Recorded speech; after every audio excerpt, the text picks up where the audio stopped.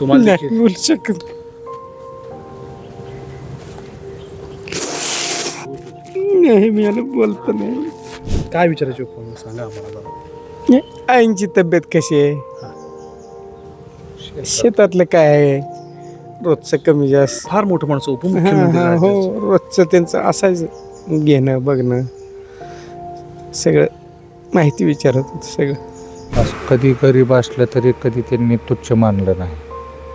हात करणार बोलणार, कधी काय काम घेऊन आलं तरी 2 शब्दात काय असेल ते करून टाकायची. कामगारांना मजुरांना कधी परकेपणाची वागणूक दिली नाही. एक घरातील कर्ता माणूस म्हणून त्यांना सर्वांना आपुलकीने विचारपूस करायचे. मग सगळं व्हायचं पण आता काय बोलू मी, माझ्या मालकच माझा नाही तर मी काय बोलणार आहे.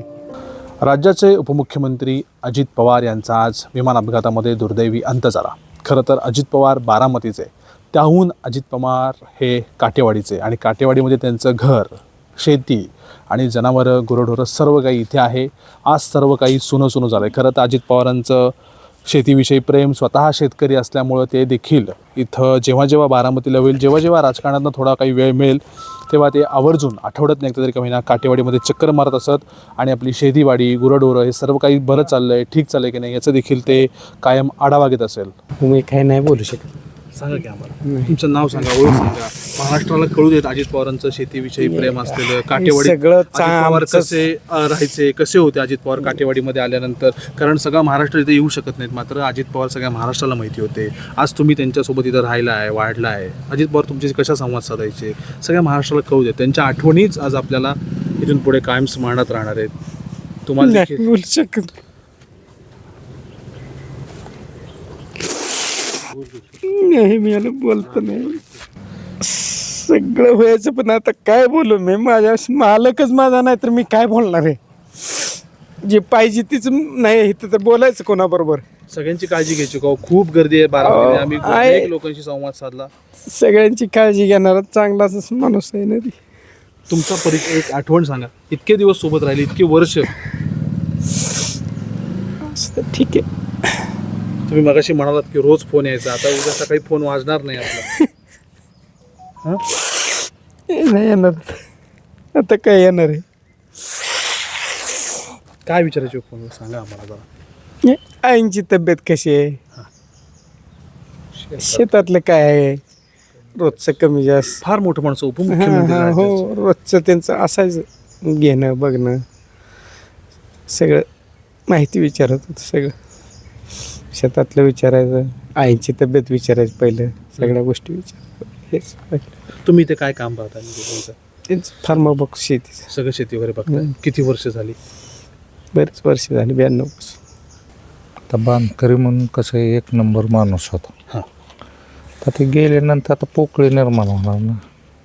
बारामतीची. झाली हो, महाराष्ट्र सगळं हादरून आता गेला. महाराष्ट्राची पण तुम्ही सर्वात जास्त गावची. त्यांना जवळचे रोजचे पाहणार आहेत, तुमचे बांधकरी आहेत. हो आहे. असं कधी गरीब असलं तरी कधी त्यांनी तुच्छ मानलं नाही. हात करणार बोलणार, कधी काय काम घेऊन आलं तरी 2 शब्दात काय असेल ते करून टाकायची. होत असलं तर करणार, नाही म्हटलं तर नाही म्हणणार. होत नाही, रोखोक पण स्वभाव. रोखोक स्वभाव. कधी समोर तुम्हाला ओरडलेत का? नाही, कधीच नाही. नाही, कधीच नाही. कधी कधी दादा बी सणसुद्धा असू द्या, सणाच्या निमित्ताने दादा यायचे. बैलपोळा तर दादा हमखास आपल्या काटेवाडीच्या फार्मवरच करायचे. त्यावेळेला त्यांनी कधीही कामगारांना मजुरांना कधी परकेपणाची वागणूक दिली नाही. एक घरातील कर्ता माणूस म्हणून त्यांना सर्वांना आपुलकीने विचारपूस करायचे. मग बैलपोळ्याच्या सणाच्या निमित्ताने दादा वहिनी काकी आणि जे काय ह्या फार्मवर त्या कामगार असायचे ते सहकुटुंब सहपरिवार एखाद्या घरातल्या वातावरण कसं असतं, ज्या काय एखादं घरातलं लग्न असलं तर त्या कुटुंबाप्रमाणे सजून नटून थटून यायचे आणि दादा स्वतः हजर राहून त्यांच्या त्यांच्या पोटी कौतुकाचे थाप नेहमी दादांचे असायचे. हे खरोखरच आता पडद्याआड झालेले आहे आणि दादासारखा उमदा माणूस पुन्हा ह्या महाराष्ट्राला मिळणे अशक्यप्राय आहे. होतील बहु येतील बहु, मात्र दादा ते दादाच. आणि खरोखरच आमचा दादा आता पडद्याच्या आड हरपला.